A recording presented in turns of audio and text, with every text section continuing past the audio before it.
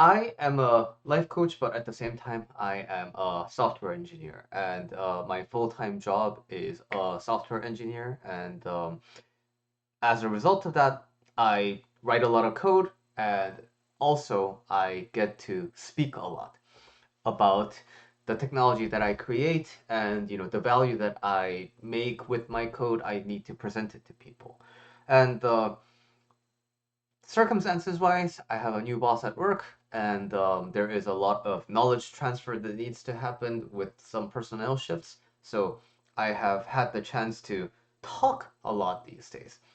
And it is kind of a side effect of being a life coach that you become kind of a better speaker, I guess. I will talk a little bit more about that, but today's episode is about how to be uh, skilled at public speaking.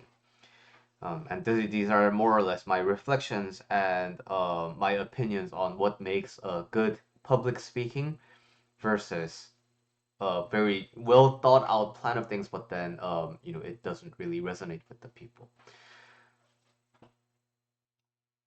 In public speaking, it's important to recognize that it is part of a function. Why do you have that opportunity to go to that public speaking event? And like everything else in life, it is viewed very well from the perspective of cause and effect.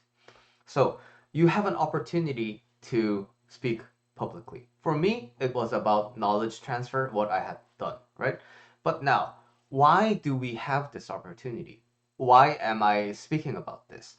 It's the context around that will differ. So if I am doing a review and a demonstration to peers who already know my work, it's the same public speaking event where I talk about the things that I do, but the audience has a different knowledge set and different set of expectations. If I'm giving the same speech but to new people who don't know what I'm talking about, then the approach of it, while I'm talking about the same topic, the approach to it has to be different. And so if I'm explaining the same thing to my wife, again, it's going to be completely different because she is not a technical audience. So everything has a cause and effect. Therefore, this public event that I am attending and speaking has a cause. It's very important when you want to create the narrative around the thing that you are presenting, you understand why you have come to speak about this. And why is narrative so important? Because we have this thing called empathy. And we can be talking about code, which and machines, which is meant to be like the least kind of emotional thing. We always talk about the contrast between humans and machines and robots, right? But even when you're talking about a machine, when you invite storytelling aspects and when you invite empathetic aspects to it, it can be a very moving story. The talking about the machines can be very emotional experience. A lot of movies explore this concept. For example, the movie AI by Steven Spielberg, and moreover, Pixar does a wonderful job of this, right? Toy Story is a bunch of story about an inanimate objects like toys, and Wall-E is about the story of inanimate objects like robots, and Wall-E is basically like the peak of storytelling, where because the robot doesn't really speak, right? So we can attach to anything. Another really good example of this is the pilot episode of the TV show Community, where the main protagonist brings up a pencil and gets people to, name the pencil and then breaks it in half, therefore exemplifying and demonstrating the point that we can kind of identify and we can associate into anything. That is the power of the empathetic human mind. So when you have a public event, it's very important to start out with why. Why do we have this? And moreover, how did we come to this? Like the topic is separate. We have to first understand how did I get to talking about this and who are the people attending in order to get this information. When you understand the context around why people are coming and how this event was hosted, then you can think about the topic and how to present that topic. So again, the example that I've been using is I am explaining my software engineering work and what I have done recently. Number one, if I am talking to my peers, then the same topic, I can go into different levels of depth. For example, I don't need to go super in depth about our team specific things because they have a common understanding.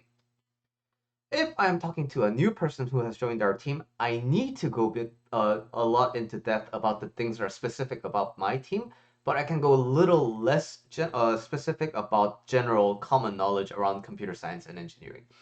If I'm talking to my wife about this, it has a completely different context, right? So your topic, it's not this one monolith that can only be viewed in one way. So just like how I am a person who can be seen as a, how old am I? 36? 35? Oh, okay, I'm 35. I'm 35. Okay, so you can see me as a 35-year-old person, but at the same time, you can see me as a Korean person. You can see me as an English speaker, and you can see me as a person who wears glasses, and you can see me as a software engineer, and you can see me as a life coach. So you have everything has multiple aspects. It can be viewed in multiple contexts. So it's very important that you get to explore the topic at hand from multiple angles. So if I am talking about software engineering, that was my example. But for example, suppose I am talking about mental health and generational differences in the workplace. Then, of course, my perspective on it is coming from my profession as a life coach and moreover my age group that I take in the generational expanse. But it's important to again to recognize that that's not the only way to talk about it. So again, contextualizing how did this event happen and who are the audience and what are they seeking to get out of this? Are they just seeking to kind of like get credits, free credits? It's a college lecture and it's like a free seminar for, I don't know, 2 points. Then you can't really expect a lot of knowledge transfer, and it would be nice to add a lot of humor to just give them a good time. And if you are speaking to people who are really eager to learn, for example, if I'm teaching and it's all my students who are coming to learn the set of knowledge that I have, then I have to be very coming from an educational angle where I really make sure that I talk about the same concept in multiple different modalities so that the understanding is passed on rather than like what I just want to talk about. So if I'm talking about mental health and generational differences, like who are the people who are going to be coming and why are they coming? Are they older doctors and who are introduced to the world of mental health because they're sort of out of touch with the practice, how it happens in the field as a therapist or a life coach? Or are they new up and coming people who are looking to resolve their differences with their older coworkers in the workplace, right? Depending on that context, the angle of approach becomes different. And now that gives you the narrative of how you can start preparing for the talk. So, because my public speaking was centered around education of the current state, it was important that my audience understood the step by step by step by step of how we came to be. Because if I just talk about what is happening right now, especially in the world where there's so much variance, then the conversation and the public speaking just becomes a constant back and forth of, well, you do that, but why not this? You do that, but isn't that better? You do that, but why not this? So I'm anticipating that. Because I am anticipating that, I can break it down into since the beginning of time, I start building the narrative around it, right? In the past, what happened? And what events led to some significant moments of this development? And then how do we arrive here? And then, moreover, how will this develop into the future? So one of the greatest narrative tools when you have that's so easily accessible when you're doing public speaking is the concept of a timeline, because we all like to understand timeline. How did this come to be, and how did it grow? We start forming attachments when we can see something grow. And again, this is very exemplary of how everything works around cause and effect. So suppose my primary audience is companies who cannot retain Gen Z. I think Gen Z is the younger one, right? I'm very not familiar with these terminologies. So now that implies that the primary audience is going to be on the older side. So you could approach it from the angle of like explaining how TikTok is affecting mental health. But the message will largely be lost on them because they don't really know. They aren't active TikTok users. They aren't like filming challenges, right? So for them, they need to understand how. Why does Gen Z, who seems like a monolith right now, who don't, get retained, how did they come to this? Like, what are the specifics of them, and how did they get that specific? For example, my sister and I, we are both offsprings of our parents, but we are very different in terms of personality. Why? And if I don't really explain that in depth, and I just say, like we're just different. We have different personalities. My sister is much more like bouncy and eclectic, and I'm more like zen. Then it's like, okay, I guess there's nothing memorable about that. But now, if I say, my sister, she has more tendencies from my dad, and me, I have more tendencies from my mom. So the core difference in personalities between my dad and my mom is my dad has this wide expanse of interests and he's so passionate about getting to all of them. And my mom is kind of like in contrast to that. She's like the balancing factor, right? So when my dad wants to go all over the place, my mom is like the gravitating force. And so that forms the nice kind of orbit that my parents have. Now you get to know my parents and you get to see how the origins of like kind of like Adam and Eve, or like how my sister and I kind of started diverging. That's like the significant like first milestone, right? And then as my sister was growing, she was the first child. So my parents, they wanted her to explore all these things because it was so new, right? Parenting was new. So my sister had the chance to go be classically trained in like voice and violin, piano, art, and she was like a totally like a renaissance person. And now because my parents had the experience of doing that with my sister, for me, they were able to be more relaxed because turns out you don't have to have kids like do everything, and your kids can just kind of like pick what they want to do. So I had more relaxed, and because of that, I never really had to be forced into doing something. And again, now with that piece of information, you get another kind of a tidbit of an information that kind of tells a story of how we are progressing into the current state, right? So just like that, again, uh, Gen Z, most people have very fixed ideas about something. And on my YouTube stream, we were just talking about dogs. And I just told my audience that I have this opinion about Chihuahuas. But the thing is, um, Chihuahuas aren't a monolith too, right? Like Chihuahuas also have this very like multifacetedness. But in my mind, it's not because of malice. It's just how we simplify the information in our head so that we don't think about everything all the time and our mind goes to overload. We like to chunk things down. So it is safe to assume that your audience will be chunking down everything as well. So Gen Z, they seem like a monolith. But now the job is to transform the perspective and the context so that they aren't this thing that they have a fixed idea about. Again, how did they come to be? Well, they were born in the first place, right? But now, what are the generational contexts around it? Because, okay, so baby boomers had this like war thing going on, right? Millennials had this like 9/11 and the subprime mortgage situation around, right? And then the generation after that has like COVID, and then the generation after that is like born with smartphones, and that's the core differences. So when you can get the core differences and how the upper generation tends to not understand their interactions with the world because the world has had so many big shifts that are so monumental.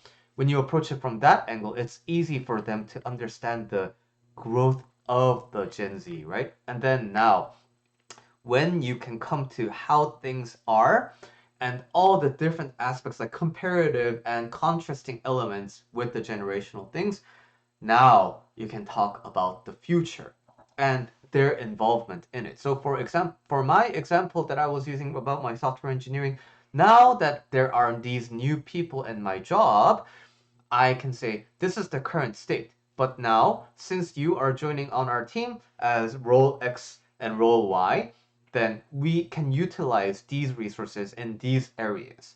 And when we do that, our data platform can grow into this kind of a bigger future with this specific direction. Because, again, the tendency is to think of the future as a monolith thing, like this one thing.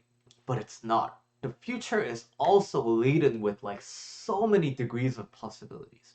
So it's important that you give the possibilities of future, not just for the storytelling aspects of it, but now the future is how your audience can get involved. When you're talking about just the past and when you're talking on and on and on and on and you get to the present, until then it's like watching a passive movie. And it's like, oh, okay, I guess that's what's happening. But when the future is involved, that's when things become interactive for them, because now their involvement moves the trajectory and the arc of the future possibilities by 1 degree, 2 degrees, 0.5 degrees. It still makes a big difference in the long run, right? So when you're talking about the future, if you can loop the audience in, especially with like actionable things and kind of like big thought, bubbles to think about and keep in the back of their mind as they progress with the world, um, that is like the perfect way to kind of retain their attention. And the storytelling aspects are so useful for attention retaining as well, right? Because number one, we can't really stay focused in many like for a prolonged amount of time when there's no like concept of a cadence. So when you're talking about past and the different aspects of it, and you emphasize the critical events that happened, then even when you're just talking about the past, it's not a monotone thing, right? It's not like I'm looking at the, for example, the Civil War history of the United States, and I'm like, in 18 something this war, and then 18 something this battle, and then Abraham Lincoln. You've had lectures like this, right? It's just a list, and it makes no difference from Wikipedia article that you like look at and get once. But now, when you start forming the storytelling elements of it and explain why this is so critical, um, then it's really good for retention. And as you keep tying it up, threading it up, and then you get to the current state, your audience is already retained, and then now you get them involved in the future discussions, and now it became a story and a movie into a VR experience. So you really invite the audience into the experience, and that is pretty much how I approach public speaking and talking. It's very like everything I do, very very much based on Buddhist philosophies. Always contextualizing. What is my role here as the speaker? Like I'm speaking, but for what purpose? What needle am I? Am I a threading needle that's sewing the two pieces of fabric together? Am I a needle that's kind of like putting a little bit of point pressure so that it explodes? Am I a needle for what? What is my purpose? When you can get to contextualizing you and your audience and the topic at hand, that's when public speaking becomes a truly magical experience for not just you, but everyone involved. And it'll really, because you're having fun telling it, it won't feel forced and you won't be like tired. I have been public speaking for a very long time. Because I spoke a lot in engineering conferences, back when I was more into software engineering. But I remember whenever I had these talks and I was up on the stage, like my hands would be a little bit shaking, but then I thrive on stage. So then like I would talk and then everything would be great. I would kind of forget, I would get in the zone. But then after the talk, I would be so tired, right? I specifically remember these instances where I was walking down the stairs from the podium and I'm like, whoa, like I spent a lot of energy up there. But what's important now, from my past few days experience is that I don't feel tired at all because again, I'm part of the experience because I have contextualized into, you know, the grand event, the grand stream of the event that is happening, and that's very important key point for me. And in terms of speaking itself, many people feel conscious about their voice. Many people feel conscious about, like what if they stutter and what if, like the voice isn't projected enough. Well, the thing is, we have microphones these days. So if you can get into, like using your microphone more instead of trying to project your voice, and, speaking requires a bit, especially for a prolonged amount of time, it requires you to have proper use of your voice. So if you're speaking like this from the neck, it'll really burn out your neck really quickly. But if you're speaking from the belly and you speak more from the abdomen and what's this muscle called? I forget. Crazy, right? Because I'm an athlete. Oh, diaphragm. If you speak more from the diaphragm and you let your neck relax, then you can speak for a longer amount of time. And if you, even with just a little bit of that pressure, you can have that variance of the voice. And you know what? To be completely honest, uh, me verbalizing it became so much easier simply because I spent a lot of time talking to people. Like pretty much every day, I spent over half of my time physically talking to people, whether it be for YouTube, whether it be for like Instagram videos, whether it be talking to people at work or my coaching sessions. So in general, when you want to be a good speaker, it kind of makes sense to talk about a lot. So, well, how can I talk about a lot? It helps to have topics and things that you're interested and passionate about talking about a lot. Okay, so that is my take on public speaking and how to be a good public speaker. Thank you to the audience for listening to this podcast. And if you have any suggestions about what I should talk about next, please leave them in the comments or email me at billy@julylifecoach.com, and I will try my best to address those topics in future episodes. Thank you, and see you in the next episode.